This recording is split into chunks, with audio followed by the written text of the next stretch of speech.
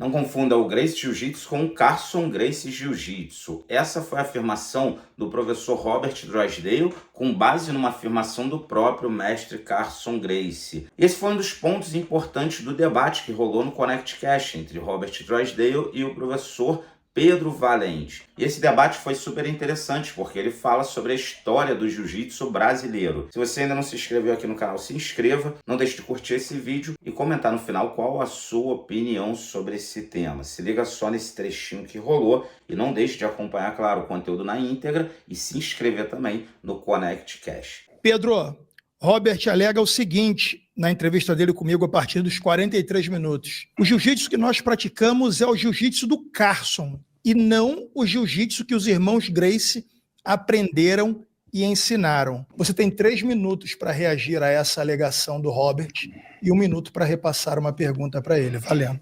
Nesse ponto eu acho que a gente vai discordar um pouquinho, porque eu sou um grande admirador do Carlson, mas eu acho que o Carlson representa uma continuidade, não uma ruptura. Eu acredito que o Carlson tenha levado adiante uma parte do jiu-jitsu que ele aprendeu com o tio, com o Hélio Gracie. Porque o Hélio Gracie, a vida dele sempre foi marcada pelo desafio, pelo combate, pelo confronto. Ele estava sempre disposto a pagar para ver. Essa era a filosofia de luta dele. De botar para cruzar, como ele dizia. Bota para cruzar, vamos ver o que vai sair disso. Porque isso, e eu acho que é algo que o Robert sempre fala, é o que produz a verdade. O tatame, ele produz a verdade. E a verdade ela é feita no confronto, na competição, no conflito. Então, o Carlson, ele absorveu isso, ele foi criado dessa forma, desde garoto. Isso que tornou o Carlson um lutador tão extraordinário, talvez o maior de todos os tempos, na minha opinião. Então, ele foi forjado dessa forma.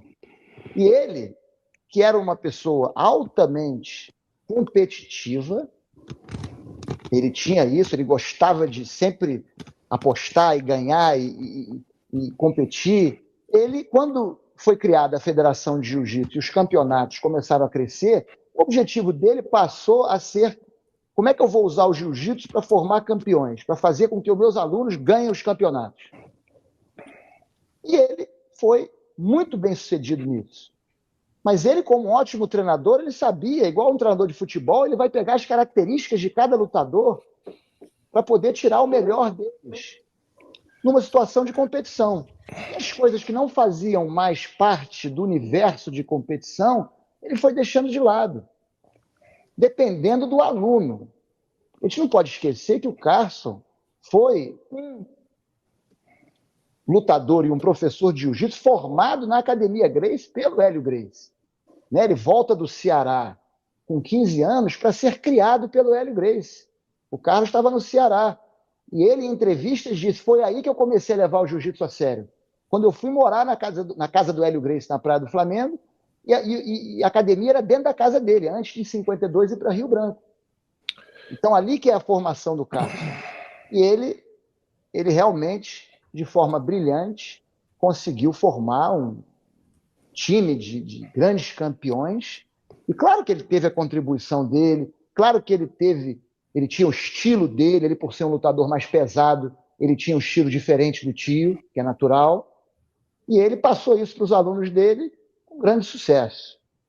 Então, a pergunta que eu gostaria de fazer ao Robert é a seguinte: quais seriam, porque ele diz, e por favor, Robert, você me corrija se eu estou errado, você diz que o Carlson Gracie Jiu-Jitsu não é o Gracie Jiu-Jitsu, não é o do Hélio Gracie.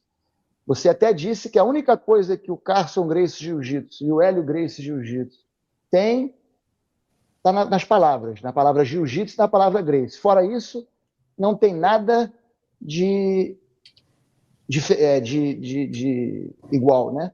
Então, a pergunta que eu te faria é a seguinte: quais são as técnicas que o Carlson utilizava, principalmente no âmbito do Vale Tudo, que era tão importante para ele, como você mesmo diz, que o Hélio Gracie não utilizava? Quais eram as técnicas? Por exemplo, ele usava chave de braço, estrangulamento, mata-leão, pegar pelas costas, montar. Isso já existia. Então, para ser uma arte diferente, o que ele fazia de tão diferente? Tempo. Você tem 3 minutos. Tá, vamos lá. Bom, respondendo a tua pergunta, bom, essas técnicas que você menciona, Pedro, na verdade elas são universais, elas não são da Academia Gracie, elas não são nem do judô, elas são universais. Mas vamos voltar à Grécia Antiga aqui, se for o mata-leão, né, é a técnica que o Hércules usou para ganhar do leão, né? Vamos lá. Mas, assim, essas técnicas são universais, tá? Quando eu digo que o jiu-jitsu do Carson é fundamentalmente diferente do jiu-jitsu da Academia Gracie, eu tô repetindo o Carson, na verdade, a citação é dele, tá? Não confundam Gracie Jiu-Jitsu com Carson Gracie Jiu-Jitsu, palavras do Carson, não minhas, tá? Porque ele reconhece que a mudança, ela ocorre em 3 frentes, na minha opinião, que eu defino uma arte marcial em 3 frentes, tá? O cultural, não vou usar a palavra filosófica, tá? Que é um palavrão grande demais, para mim não me cabe. Técnica e metodológica, tá? Essas são as 3 frentes em que eu definiria uma arte marcial. E o Carson, essencialmente, ele modifica, tá, o jiu-jitsu nessas 3 frentes. Na técnica cultural, você reconhece isso, inclusive você, algumas frases suas aqui, você disse, isso aqui, o shaka, né, não é jiu-jitsu, isso aqui é surf, né? Isso é outro jiu-jitsu competitivo, você mesmo usa a palavra outro jiu-jitsu, palavra sua. Então, assim, você reconhecendo que houve uma mudança radical ali, lembrando que na Academia Gracie original não existiam aulas em grupo, tá? Existiam apenas aulas particulares, ensinando defesa pessoal, tá? Para pessoas das classes das elites cariocas. O Carson Gracie modifica tudo isso. Ele abre o jiu-jitsu para todos, independente, tá? De raça, cor, situação financeira, inclusive muita gente nem pagava na academia do Carson. Ele ensina o jiu-jitsu para competição e para porrada, que é um jiu-jitsu. E você diz, né, que o jiu-jitsu da Academia Gracie era o espartano. Eu vou discordar. Eu acho que se você colocar um cara, não dá para usar. Eu estou usando o termo espartano aqui de maneira bem coloquial, tá? Não de maneira acadêmica. Mas, assim, os alunos que fazem aula de defesa pessoal, se eles são espartanos, onde é que eu coloco o Pinduca e o Rosado, o Murilo Bustamante, Ricardo Arona? Por favor, Pedro. Sim, são diferentes, são coisas muito diferentes. Entendeu? Então esse é o jiu-jitsu do Carson, é um jiu-jitsu voltado para o vale tudo, para a competição, e não para agradar o cliente, que eu não sou contra. Eu acho que o cliente, assim, cada um ensine e aprenda como bem entender. Mas eu acho que é fundamentalmente diferente. Essa cultura da praia, essa cultura de surf, que você aparenta ser um pouco crítico, eu acho que foi um dos motivos que o jiu-jitsu explodiu ao redor do mundo foi esse. Né? Foi a maior exportação cultural da história do Brasil, foi o jiu-jitsu brasileiro, que é o ingrediente fundamental, é isso aí, é a cultura de Copacabana.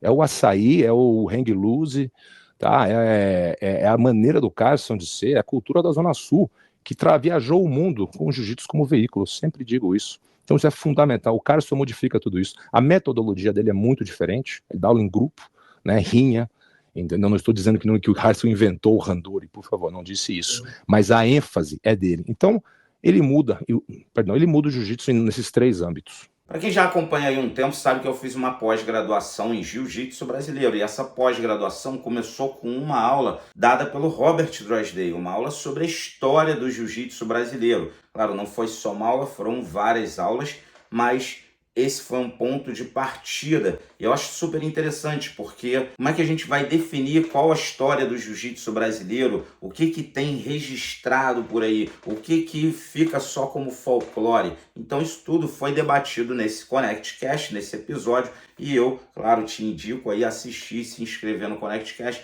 além de se inscrever aqui no nosso canal. Sem a história do jiu-jitsu brasileiro, a nossa arte marcial, sem dúvida, fica muito mais pobre, muito mais desalinhada com o que é a própria filosofia da arte marcial. Mas aí, o que você achou dessas afirmações aqui feitas tanto pelo Robert Drysdale quanto pelo Pedro Valente? Deixa aqui nos comentários. Não deixe de se inscrever no canal, deixa aquele joinha aí. Não deixe de compartilhar esse vídeo com a galera do Jiu-Jitsu, dado a importância desse tema, a história do Jiu-Jitsu brasileiro. Não adianta a gente só ficar falando por aí. A gente tem que começar a entender o que tem de registro histórico, o que tem consolidado como parte da história e o que vai ficar depois apenas como folclore, beleza? Não se esqueça que a plataforma Cientistas do Jiu-Jitsu está com todos os cursos em oferta. Não deixe de conferir, porque o acesso é vitalício e a oferta, é claro, é por tempo limitado. Corre lá. Todos os cursos em oferta, o cientista ficou louco aqui no finalzinho desse vídeo. Tamo junto.